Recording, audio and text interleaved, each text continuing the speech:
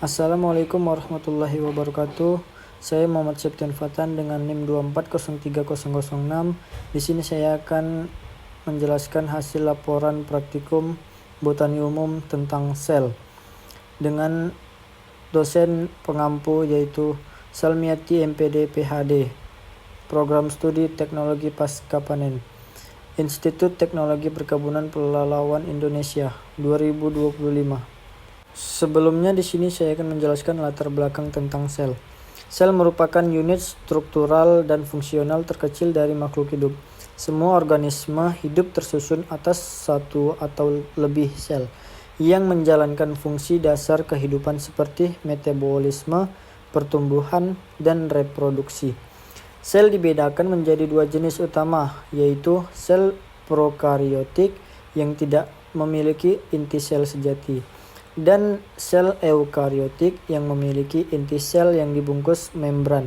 Sel juga memiliki berbagai organel seperti mitokondria, ribosom, dan retikulum endoplasma yang bekerja sama untuk menjaga fungsi kehidupan. Pemahaman mengenai sel menjadi dasar dalam mempelajari biologi, genetika, serta penerapan teknologi modern seperti cloning dan rekayasa genetika. Campbell et al. 2012. Ada tujuan praktikum. Setelah praktikum dilaksanakan, diharapkan mahasiswa akan mampu, yang pertama, menjelaskan struktur umum sel tumbuhan serta menggambarkannya secara skematik, menjelaskan bagian-bagian dinding sel, menjelaskan organel yang terdapat dalam sel terutama komponen protoplasmik seperti inti, kloroplas, dan plastida lain aliran sitoplasma. Mengamati isi sel, mengamati komponen non-protoplasmik, penyusun sel antara lain vakuola dan isinya, benda-benda ergastik, minyak, butir, eleuron, membedakan sel hidup dan sel mati. Ada alatnya seperti pisau, kaca preparat, penutup kaca preparat, pipet tetes, gelas beker, dan mikroskop. Ada juga bahan-bahan. Yang pertama, batang daun begonia, kedua buah pir, ketiga batang bayam duri, yang keempat batang ketela pohon, yang kelima daun roheo discolor, dan yang keenam daun durian. Di sini ada cara kerjanya. Yang pertama, siapkan bahan yang mau dipakai. Yang kedua, ambil air menggunakan gelas beker. Yang ketiga, iris melintang batang daun begonia menggunakan pisau silet dengan setipis mungkin. Yang keempat, setelah diiris, letakkan irisan tersebut ke kaca preparat.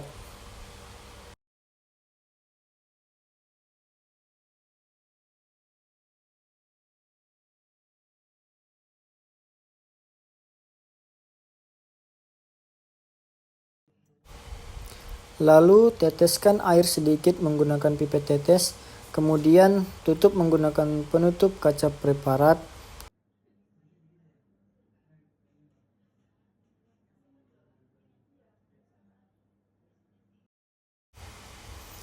Lalu amatilah preparat pada mikroskop. Bila perlu lakukan pemanasan di atas lampu spiritus atau jaga agar preparat tidak sampai kering.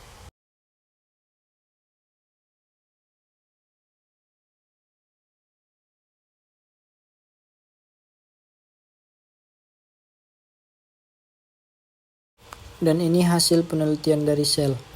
Yang pertama ada sel batang daun begonia, yang kedua sel buah pir, yang ketiga sel bayam duri, yang keempat sel batang ketela pohon, yang kelima sel daun roheo discolor, yang keenam sel daun durian. Pembahasan. Sel adalah unit struktural dan fungsional terkecil dari makhluk hidup. Semua makhluk hidup, mulai dari organisme uniseluler seperti bakteri hingga organisme multiseluler seperti manusia, tersusun dari sel. Sel mampu melakukan berbagai fungsi kehidupan seperti metabolisme, pertumbuhan, reproduksi, dan respons terhadap lingkungan. Jenis-jenis sel. Yang pertama, sel prokariotik dan sel eukariotik. Kesimpulannya, sel merupakan unit struktural dan fungsional terkecil dari makhluk hidup. Semua makhluk hidup tersusun atas satu atau lebih sel, yang menjalankan berbagai fungsi kehidupan seperti metabolisme, pertumbuhan, reproduksi, dan respon terhadap lingkungan. Sel dapat dibedakan menjadi dua jenis utama, yaitu sel prokariotik atau tanpa inti sel sejati, dan sel eukariotik atau memiliki inti sel sejati. Di dalam sel terdapat berbagai organel yang memiliki fungsi khusus, seperti mitokondria untuk menghasilkan energi, inti sel sebagai pusat kendali genetik, dan membran sel yang mengatur keluar masuknya zat. Pemahaman tentang sel sangat penting karena menjadi dasar dalam mempelajari biologi dan perkembangan ilmu seperti bioteknologi, genetika, serta kedokteran. Daftar pustaka: Campbell, N.A.